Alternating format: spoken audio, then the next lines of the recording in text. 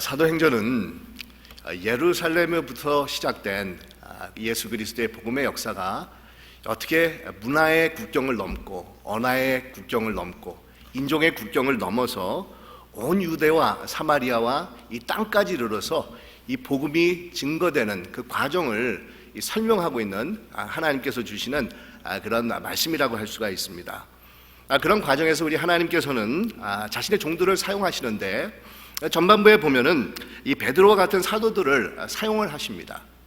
그리고 후반부에 들어서서는 이 바울이라고 하는 이방인의 이 사도를 사용을 하셨는데, 근데 여러분, 이 바울이 혼자서만 전 세계를 돌아다니면서 복음을 전하고 하나님의 교회를 세웠던 것이 아니라는 겁니다. 이 그의 주변에 보면은 남모르게 바울의 사역을 도왔던 이 많은 그런 사역자들과 또 협력자들이 있었습니다. 그러기에 바울은 자신에게 주어진 복음의 사역을 땅까지 이르러 올바르게 감당할 수가 있었던 것입니다. 우리 바울이 쓴 많은 서신서들을 보면은 이 말미에 여러 사람들의 이름들을 쭉 이렇게 기록하고 있는 것을 우리가 볼 수 있는데, 그러면서 그들에게 안부를 전하게 되는데 거기에 기록된 자들이 거의 대부분 이 바울에게 있어서 굉장히 소중하고 이 고마운 사람들이라는 겁니다. 이 바울은 이런 사역의 동역자들과 후원자들이 있었기 때문에 최전선에 나가서 이 복음을 위해서, 하나님의 나라를 위해서 힘차게 이 전진해 나갈 수가 있었던 것입니다. 오늘 말씀은 유럽 땅에서 최초로 이 바울에 의해서 이 복음을 받아들인 한 여성이 소개가 되고 있는데, 여러분, 그 여성의 이름이 루디아라고 이 기록을 하고 있습니다. 우리 하나님께서는 이 루디아를 통해서 바울의 사역에 놀라운 역사를 이루어 나가신 것을 알 수가 있는데, 우리가 지난주에 본 것처럼 이 바울은 소아시아, 즉 터키 지역에서 이 복음을 전하려고 했었는데 굉장히 자신이 복음을 전하려는 것이 막혀지는 것을 바울이 느끼지 않았었습니까? 그래서 이 바울은 에게 해협을 넘어가지고 유럽 땅인 이 마게도냐, 지금으로 말하면 그리스 땅이 됩니다. 그 그리스의 북부 지역입니다. 그 지역에 최초로 발을 디딛고 이 복음을 전하는 이 역사적인 사건이 나오고 있습니다. 처음에 바울은 소아시아 지역, 지금으로 말하면 터키에서 복음을 전하려고 했었지만, 그러면서 무더니도 이리저리 뛰어다녔지만 성령께서 자신을 막고 계시다라는 것을 느낍니다. 그러는 와중에 바울은 마게도냐에서 한 사람이 자신들에게 와가지고 도와달라라는 것을 환상을 통해서 보게 됩니다. 이것을 계기로 바울은 아주 과감하게 자신의 계획을 180도 완전히 바꾸어서 배를 타고 바다를 건너서 사모드락의 섬에서 하루를 머문 후에 그 다음 날에 마게도냐의 항구 도시인 네아폴리에 도착을 한 겁니다. 그리고 10마일 정도 떨어진 빌립보 성에 입성을 한 것이 오늘 본문에 기록이 되어 있습니다. 여러분, 우리도 살다 보면 뜻하지 않게 이 자신이 계획했던 길들이 막혀지는 것을 경험할 때가 있는데, 이 자신이 잘못한 것도 아닙니다. 그릇된 그런 계획도 아닙니다. 그런데도 이상하게 아무리 노력을 하고 가진 지혜를 다 짜보아도 이 계획들이 전혀 진전이 없이 답보 상태에 놓여져 있는 것을 우리가 체험할 때가 있습니다. 그렇지 않습니까, 여러분? 그렇다고 해서 우리는 절대로 여기에서 주저앉거나 실망하거나 자포자기해서는 안 된다는 겁니다. 계속해서 하나님의 뜻을 살피면서 하나님께서 열어주시는 길을 찾아가야 되는 것이 우리 믿는 자들이 가지고 있는 이 삶의 태도요, 신앙의 자세라고 할 수가 있습니다. 끊임없이 하나님의 뜻이 어디 있는지를 두드려 보고 고민하고 기다려도 보면서 찾아 나서야 된다는 겁니다. 여러분, 우리 하나님께서는 한 길이 막히면 다른 길을 열어주시는 분이십니다. 동쪽 길이 막혀진다고 하면 서쪽 길을 열어주시는 분이 우리 하나님이십니다. 사람의 길이 막힌다고 하면은 하늘의 길을 열어서 우리를 인도해 주시는 분이 바로 우리가 섬기는 이 하나님이시라는 겁니다. 바울은 비록 자신의 계획이 막혔지만 여기에서 포기하지 않습니다. 계속해서 하나님의 뜻이 어디 있는지 하나님의 길을 모색하면서 결국 하나님의 뜻이 바다 건너 유럽 땅인 마게도냐에 있음을 바울은 인지하게 되었다는 겁니다. 그래서 바울은 배를 타고 바다를 건너가지고 지금으로 말하면 그리스 땅인 그리스의 북부 지역입니다. 이 마케도니아에 도착을 하게 되는데, 여러분, 사실 요즘에 이 지도를 보면은 북마게도니아라는 그런 나라가 있습니다. 사실은 얼마 전에 이 그리스와 그 북마게도니아라는 도시, 그 나라와 이름 가지고 싸운 적이 있지 않았었습니까? 그 북마게도니아라는 그런 나라는 자기네들 나라 이름을 마게도니아라고 이렇게 정하기를 원했었는데, 그리스에서는 그것이 역사적으로 맞지 않는 것이다라고 주장을 했었습니다. 그래서 타협을 해가지고 지금 마게도니아라는 이름을 가졌던 나라가 북이라는 노스라는 북마게도니아 이름으로 이렇게 세워졌는데, 여기서 말하는 이 마게도니아는 그 북마게도니아라는 나라가 세워진 것이 아니라 지금 그리스의 북부 지역을 말하고 있습니다. 이 바울과 일행은 이 마게도니아, 그 중에서도 빌립보 성에 들어가서 이 복음을 처음으로 전하게 되는데, 여러분, 이 빌립보 성은 이 알렉산더 대왕의 아버지였던 빌립보 왕 2세의 이름을 붙인 도시로서 이 로마 시대에 와서는 상당히 중요한 그런 전략적인 위치에 있었던 그런 도시라고 할 수가 있습니다. 그래서 의도적으로 로마 정부는 이 빌립보 도시를 아주 집중을 해서 이 발전을 시켜 왔었는데, 오늘 본문에 보면 누가는 이 빌립보 성을 가리켜 가지고 마케도니아 지방의 첫 성이요 또 로마의 식민지라라고 이 표현을 하고 있지 않습니까? 그런데 우리는 첫 성이라고 했으니까 이 바울과 그 일행 등이 처음 이 동쪽에서 이렇게 들어간 마게도니아의 첫 번째 성이라고 우리가 이해를 하기가 쉽습니다. 아니면 이 첫 성이라고 하니까 이 마게도니아 지역에서 가장 큰 이 도시라고 생각할 수도 있습니다. 하지만 여러분, 그런 의미에서 이 첫 성이라는 뜻이 기록된 것이 아니라, 이 첫 성이라는 것은 이 관용적인 표현으로서 가장 중요한 도시, 가장 상징적인 도시라는 뜻입니다. 그리고 식민지라고 표현을 하고 있는데, 이 잘못 오해를 해서 이 식민지라는 것을 우리는 일제시대 때 식민지라는 피억압된 그런 우리가 위치에 있었던 그런 경험이 있었기 때문에 굉장히 부정적으로 우리가 받아들이는데, 사실 정확한 이 식민지라는 의미는 로마 황제가 직접적으로 통치하는 로마의 직화시라는 의미입니다. 그러니까 다른 로마 제국이 점령한 모든 것들이 식민지였지 않습니까? 근데 그 식민지들은 하나같이 로마에서 파견된 총독부에서 이 관할을 하고 이 통치를 했었습니다. 하지만 빌립보 성만큼은 이 로마 제국의 황제가 직접 관할을 하고 통치를 하는, 이탈리아 밖에서 유일하게 작은 로마로 불리우는 그런 곳이 이 빌립보 성이었다는 겁니다. 이 빌립보 성은 위치상 전략적인 아주 요충지였을 뿐만 아니라 지금도 뭐 경제가 불안해가지고 금값이 최고로 하늘 높은지 모르고 치솟는다고 그러는데, 그때도 금이라고 하면은 굉장히 아주 중요한 이 카모디티였다는 겁니다. 근데 그 빌립보에 세계 최고의 금광이 있어가지고 이 로마가 쉽게 놓치기가 아까운 그런 도시였습니다. 그래서 로마 제국에서는 은퇴한 로마 군인들을 이곳으로 이주를 시켜가지고 정착을 하게 하는 등 로마의 완전한 직활시로 만들어가지고 이곳에 사는 시민들은 굉장한 이 프라이드를 가지고 살고 있었다고 합니다. 이 자신들을 가리켜서 우리는 이 마게도니아 땅인 빌립보 성에 살고 있지만 마게도니아 사람이 아니다, 우리는 로마 시민이다라는 이 자부심을 가지고 이 빌립보 사람들은 이탈리아 본국에 살고 있는 로마 시민들과 똑같은 지위와 특권을 누리면서 살고 있었습니다. 이 빌립보 성에 살고 있는 사람들에게는 로마 제국에서 세금도 면제를 해줬다고 합니다. 그리고 로마 황제의 직화시답게 이 도시도 깨끗하게 정비가 되어 있었고, 웅장한 건물들도 많이 있었고, 로마 시민권을 가지고 있지 않는다고 하면은 이렇게 쉽게 추방을 하는 그런 도시가, 그럴 정도로 아주 철저한 로마 제국에 귀속된 그런 도시가 이 빌립보였습니다. 그래서 이 바울과 그 일행들이 이 성에 도착했었을 때 안식일 날, 보통 우리 바울이 가지고 있는 선교의 전략은 이 회당을 찾아가는 것인데 회당에 갈 수가 없었습니다. 그래서 오늘 본문에 보니까 강가로 나왔다고 말하고 있지 않습니까? 빌립보 성에는 유대인들이 많이 없었기 때문에 회당이 없었던 것 같습니다. 보통 유대인들은 남자 10명이 모인다고 하면은 회당을 세우기 시작을 한다는 겁니다. 근데 빌립보 성에는 유대인들이 많이 없어서 그랬는지 회당이 없었던 것 같습니다. 이에 바울과 그 일행들은 수소문을 해가지고 안식일에 이 강가를 찾아갔는데, 여러분, 유대인들이 회당이 없을 때는 안식일에 이 강가 같은 곳을 기도처로 삼아서 우리 하나님 앞에 나와 예배를 드리곤 했다는 겁니다. 아니나 다를까 강가로 나간 바울은 하나님을 섬기는 자들이 모여서 예배하는 것을 발견하게 되는데, 거기서 자색 옷감 장사를 했던 루디아를 만나지 않습니까? 이 성경은 루디아를 가리켜서 하나님을 섬기는 자라고 표현을 하고 있습니다.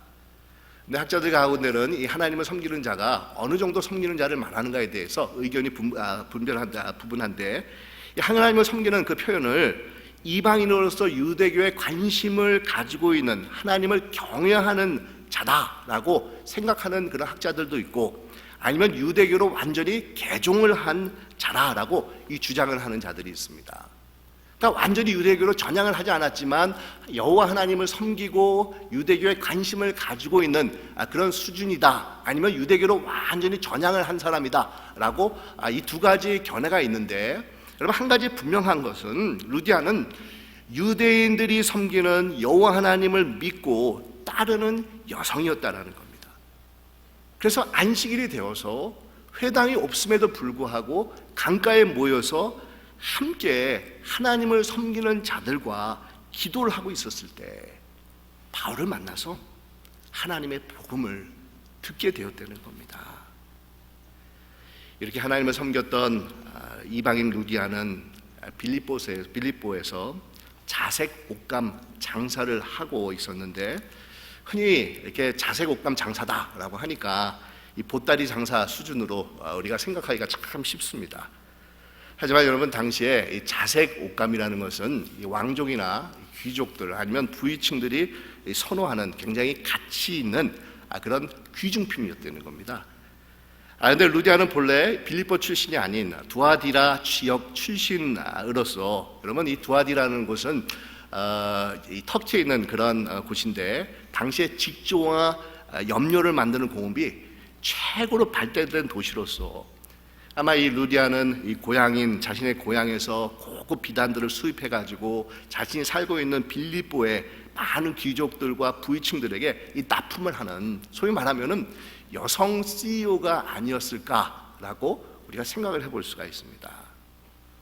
루디아가 빌립보의 성에서 자색 옷감 사업을 하고 있었고, 또 거주하고 있었던 것이 빌립보고, 또 그의 집이 빌립보에 있었던 것을 보았을 때 아마 이 루디아는 로마 시민이었고 상당히 부유한 그런 계층이었을 겁니다.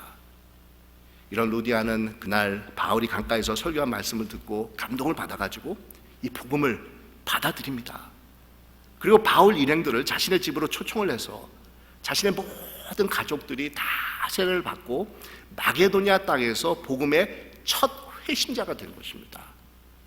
우리가 후에 다음 주일날 우리가 살펴보겠지만 40절에 보면 이 바울과 실라가 옥에 나와가지고 처음으로 찾아간 것이 루디아 집인 것을 보아서 루디아 집은 교회당으로 사용이 되고 있었을 것이라는 겁니다.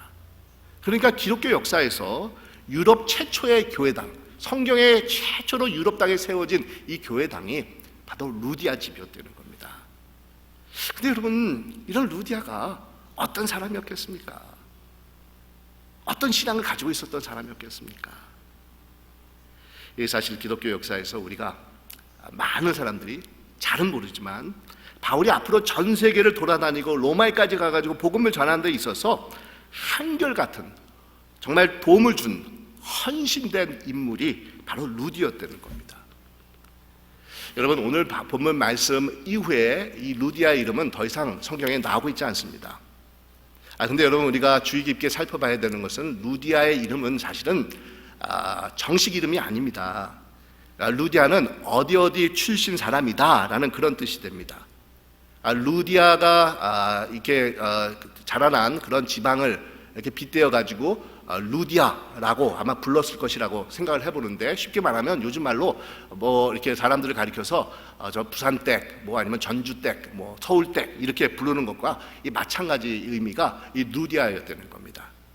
그래서 학자들 가운데는 빌립보서에 보면은 바울이 언급한 빌립보 교회의 두 여성의 지도자였던 유오디아와 순두계 중에 한 사람이 루디아의 진짜 이름이 아닌가라고 이 추측을 하고 있습니다.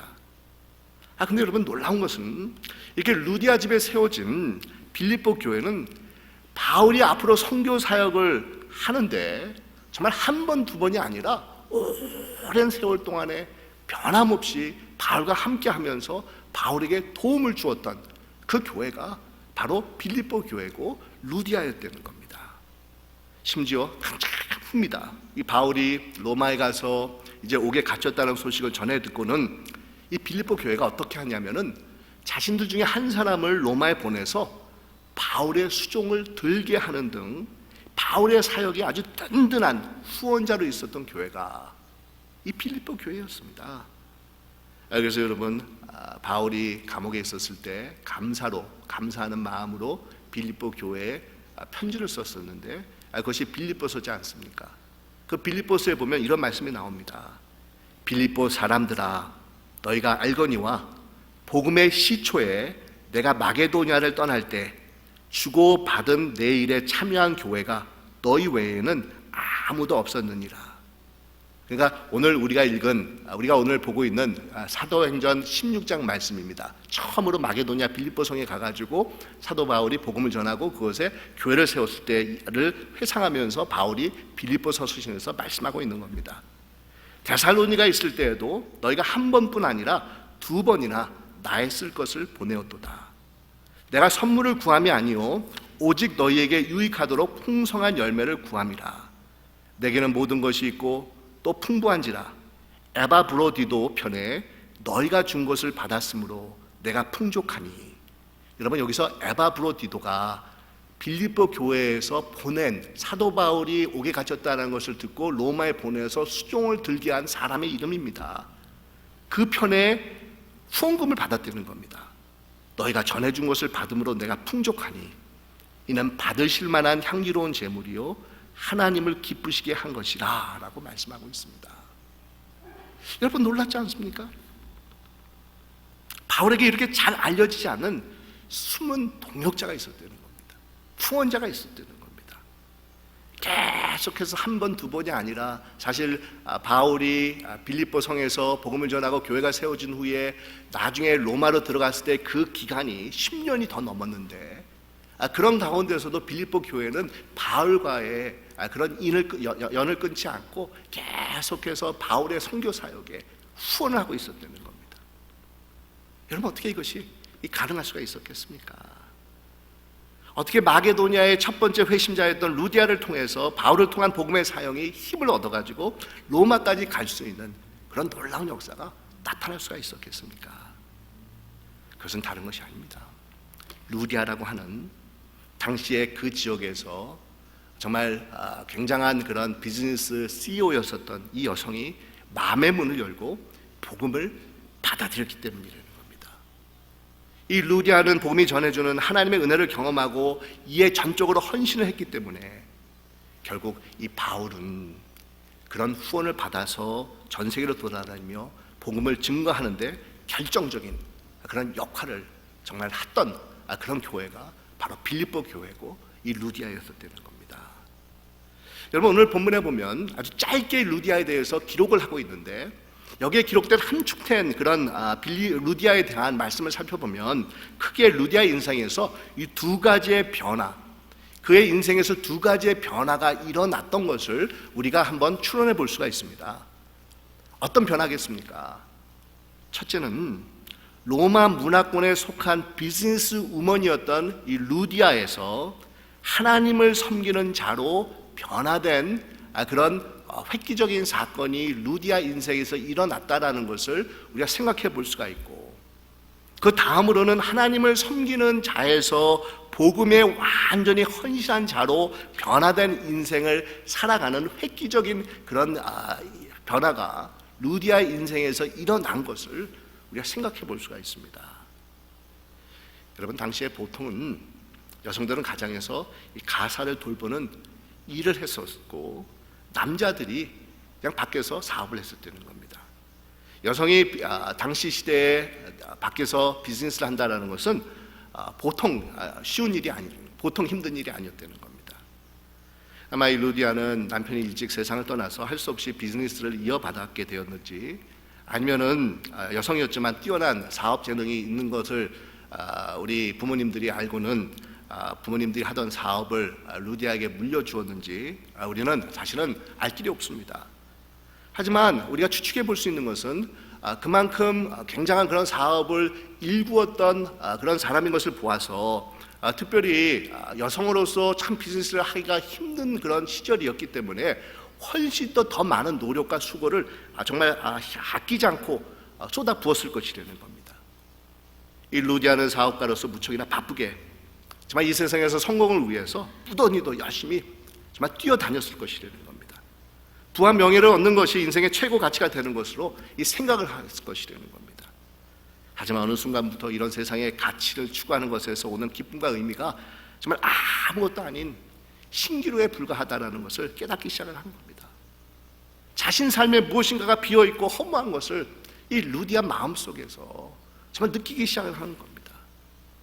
그러는 가운데 유대인들이 믿고 있었던 유일신을 받아들이게 되고 하나님을 섬기는 경건한 삶을 살아가는 그런 인생으로 변화를 체험한 것입니다. 여러분, 당시 이방 여성들 중에서 특히나 상류층의 귀부인들 중에서 자신들 민족이 섬기는 신을 섬기는 것이 아니라 유대교로 전향을 하는 그런 자들이 많이 나왔었다고 합니다. 자신들이 섬겼던 그런 종교와 달리 유대교가 믿는 여호와 하나님은 윤리적으로나 도덕적인 면에서 이 무척이나 이 깨끗하고 올바른 삶을 이 제시해 주기 때문에 그런 이방신 또 이방 문화 로마의 그런 체제의 실증을 느낀 그런 많은 분들, 특별히 여성분들이 유대교로 전향을 하는 그런 일들이 있었다는 겁니다. 아마 루디아도 마찬가지였을 겁니다. 로마의 문명과 정치 체제가 최고의 진보를 이루고 있었지만 이 도덕적으로나 윤리적으로 문란하고 바르지 못한 삶에 아마 염증을 느끼고 있었을 것입니다. 뿐만 아니라 사업가로서 명성도 없고 물질의 풍족함도 그에게 있었지만 인생의 한 구덩이에서는 무엇인가 모자라는 것을 느끼고 있는 겁니다. 이 비즈니스 세계의 생육 강식의 구조에서 정말 어떠한 마음의 평강이나 의미를 찾아볼 수가 없었던 겁니다. 이 루디아는 오직 유일신이신 여호와 하나님 앞에 자신의 시선을 고정시켜 놓고는 그분의 뜻과 섭리를 따르겠다는 마음을 가지고 이 세상을 살아가기로 결단한 겁니다. 그런 와중에 어느 때와 마찬가지로 하나님만을 의지하며 살아가겠다라는 마음의 다짐을 가지고 유대인들의 기도처가 있는 이 강가에 안식일이 되어 나와서 하나님 앞에 예배하고 기도를 하고 있었는데 거기서 바울의 인액을 만나가지고 복음의 소식을 전해 듣게 됩니다. 여러분, 루디아가 어떤 마음의 자세를 가지고 하나님을 섬겼는지를 우리가 엿볼 수 있는 그런 내용이 오늘 본문에 아주 짧게 기록이 되어 있는데 그가 바울이 전하는 말씀을 듣는 그런 태도에서 우리가 생각해 볼 수가 있습니다. 이렇게 말씀하고 있지 않습니까? 하나님을 섬기는 루디아라 하는 한 여자가 말을 듣고 있을 때 주께서 그 마음을 열어 바울의 말을 따르게 하신지라 라고 말씀을 합니다. 이 말을 듣고 있을 때라는 것은 전적으로 그의 말에, 바울의 전하는 말에 청종하고 있다라는 그런 뜻이 됩니다. 그러니까 바울을 통해서 예수 그리스도를 통해서 하나님께서 자신의 은혜와 또한 구원과 사랑과 긍휼을 모든 자들에게 전하시기를 원한다라는 복음의 기쁜 소식을 루디아는 정말 마음의 문을 활짝 열고 귀를 기울이면서 주의 깊게 듣고 있었다는 겁니다. 비록 세상의 명예와 부를 누리고 있었던 루디아였지만 그의 마음은 오직 하나님을 향한 이 간절함으로 채워져 있었습니다. 세상의 모든 것은 인생에서 유한한 것이고 오직 하나님 나라만이 무한한 가치와 의미를 가져다 주는 것을 이 루디아는 깨닫고 있었다는 겁니다. 그러기에 바울의 말씀을 마음속 깊이 받아들이고 있습니다. 그리고 그때 성령께서 그녀의 마음에 감동을 주셔서 삶이 변화되는 역사를 일으켜 주셨던 것입니다. 여러분, 루디아는 오직 하나님과 그의 나라에 대한 갈망으로 가득 차 있었던 여성입니다. 하나님의 의가 하늘에서와 같이 이 땅에서도 자신의 삶의 주변에서도 이루어지기를 간절히 소원하고 있었던 여성이었습니다. 그래서 복음의 전도자들인 바울과 일행들은 흔쾌히 자신의 집으로 초청을 해서 온 가족들이 세례를 받게 하고 또 그들에게 숙박과 수식을 제공하면서 하나님의 교회가 그 집에 세워지는 역사가 나타나게 됐다는 겁니다. 여러분, 하나님께서는 바로 이런 루디아를 마게도냐 빌립보에 예배를 해 두셨다가 복음의 사역이 이 빌립보를 중심으로 이 바울에게 후원금이 전해지면서 바울이 힘차게 최전선에 나가서 이 복음을 증거하는, 땅끝까지 이르러 복음을 증거하는 그런 교두보로 이 빌립보 성을 이 삼으셨다는 겁니다. 바로 한 여성의 하나님을 경외하는 놀라운 삶을 통해서 말입니다. 복음의 볼모지였던 빌립보의 한 여성이 하나님을 향한 간절한 열망과 또한 마음을 가지고 있었던 것을 통해서 정말 앞으로 복음이 세상 끝까지 로마까지 증거되어 가는데 지대한 영향력이 나타나게 되었다는 겁니다. 사랑하는 여러분, 오늘날에도 우리 하나님께서는 루디아와 같은 자를 찾고 계십니다. 여러분, 이 루디아가 어떤 자이겠습니까? 잘못 오해를 하면 재물이 많은 사람으로 생각하기가 쉽습니다. 이 세상에서 성공을 한 사람으로 착각을 할 수가 있습니다. 뛰어난 비즈니스 마인드를 가지고 있는 사람으로 우리가 여길 수가 있습니다. 하지만 여러분, 절대로 아닙니다. 그것이 본질이 아니라는 겁니다. 중요한 포인트가 아닙니다. 하나님께서 찾고 계시는 오늘날의 루디아는 세상적인 가치를 뒤로하고 오직 하나님을 열망하는 자를 말하고 있습니다. 공허하고 무의미한 세상이지만 이 가운데서 하나님의 뜻을 이루려고 하는 그런 마음을 가지고 있는 자가 하나님께서 오늘날 찾고 계시는 루디아입니다. 하나님의 나라가 임할 때 진정한 인생의 가치와 의미가 주어짐을 믿는 자들이라는 겁니다. 오직 하나님 뜻에 순종하면서 귀 기울이는 그 사람이 바로 오늘날의 루디아입니다. 사랑하는 여러분, 오늘날에도 우리 하나님께서는 이런 루디아를 찾고 계십니다. 이런 루디아를 통해서 복음의 역사가 가족들에게, 우리 주변에, 또한 사회에 계속해서 퍼져나가기를 원하고 계십니다. 정말 루디아와 같이 늘 하나님의 뜻과 임재를 간구하고 또 강렬히 사모하면서 그분에게 오직 귀 기울이는 구도자적인 그런 삶을 추구하시는 우리 새소망의 모든 교우 여러분들이 되시기를 주님의 이름으로 축원드립니다. 기도드리겠습니다.